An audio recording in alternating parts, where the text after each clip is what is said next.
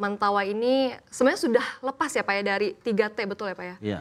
Tapi ya mungkin perlu ada pengembangan lebih lanjut. Bagaimana Anda menarik investor agar Mentawai ke depannya bisa maju begitu Pak? Iya, jadi kalau kita memang akhir 2024 lalu Mentawai sudah dicabut statusnya dari 3T. Ya.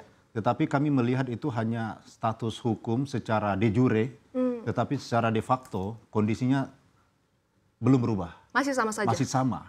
Makanya saya juga tidak tahu alasan hukumnya, alasan juridisnya seperti apa, kenapa status 3T-nya dicabut tetapi kondisinya masih sama. Parameternya adalah infrastruktur jalan masih sama seperti sebelumnya. Yeah. Bahkan ketika masih status 3T, kondisi jalan seperti itu, lalu dicabut kondisi jalan juga masih seperti itu. Memang ada pembangunan infrastruktur jalan selama 25 tahun terakhir ini. Dan kalau kita lihat misalnya Siberut itu sudah sempat dibangun jalannya dari Muara Siberut sampai juga ke Sikabaluan, tetapi saya nggak tahu kenapa belum difungsikan. Mungkin ada pembangunan jembatan yang belum selesai.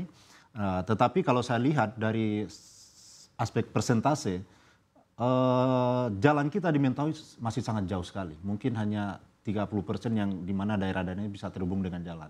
Makanya persoalan utama kami yang kami temukan di lapangan ketika melakukan sosialisasi, ternyata persoalan utama di Mentawai adalah akses jalan. Setiap kali kami turun ke lapangan, ke dusun-dusun, warga masyarakat mengatakan tolong bukakan kami jalan. Jadi karena persoalan ini menyebar di seluruh Kabupaten Kepulauan Mentawai, maka ini kita jadikan prioritas pertama. Membuka akses jalan di seluruh dusun yang menghubungkan dusun dengan dusun, dusun dengan desa, desa dengan kecamatan, dan kecamatan dengan kabupaten. Makanya ini kita mau kejar, mau kita genjot ini selama 1 tahun ke depan ini.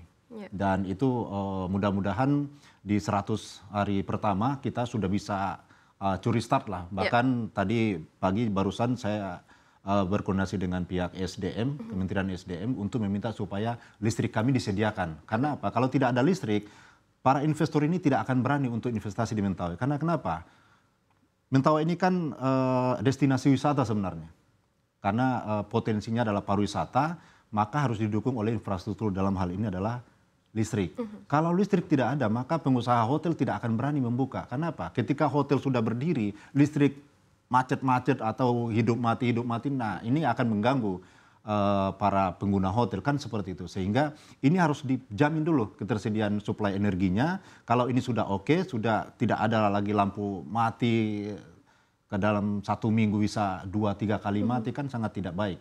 Nah makanya ini kita harus jamin dulu, jalan kita benahi sampai selesai dalam kalau bisa kita paksa 1 tahun pertama jalan sudah terhubung dengan dusun-dusun, lalu kemudian baru kita masukkan listrik. Karena nggak mungkin listrik masuk kalau jalan nggak ada. Betul. Nah itu kan akses utamanya harus selaras dia. Karena untuk memasukkan infrastruktur listrik, tiang listrik, kabel harus ada jalan, kan seperti itu. Makanya dengan seperti itu, maka pembangunan hotel, cottage atau apapun itu yang bersifat kepariwisataan itu bisa di speed up lebih baik.